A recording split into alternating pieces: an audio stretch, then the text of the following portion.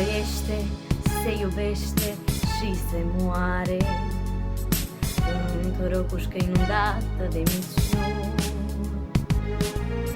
Fiecare stă la pândă și nu are timp să aleagă dintre jabe pe cei buni. Adevărul rătăcește prin ziare, viseperarea se hrănește cu tăceri.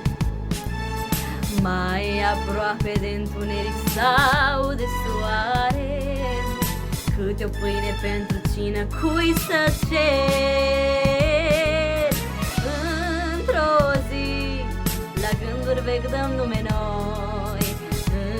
Într-o zi, încearcă viața cu de toate. Într-o zi, e și festin, e și gunoi.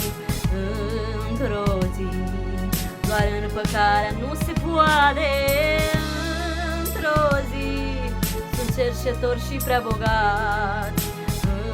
Într-o zi, la poarta nopții bat mai tare. Într-o zi, sunt toți de toate dezlegați. Într-o zi, prin întuneric sau prin soare.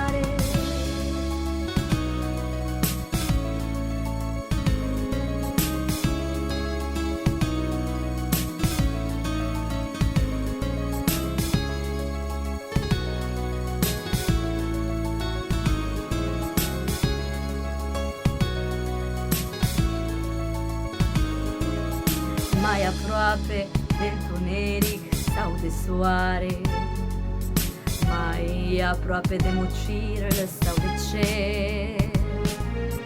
Ce întâmplare uimitoare ne mai doare, câte jocuri mincinoase ni se cer. Stați o clipă și răspundeți la întrebare, pentru cine sau pe cine a mințit. Mai aproape de întuneric sau de soare, e străită pe o lamă de cuțit. Într-o zi, la gânduri vechi dăm nume noi. Într-o zi, încearcă viața cu de toate.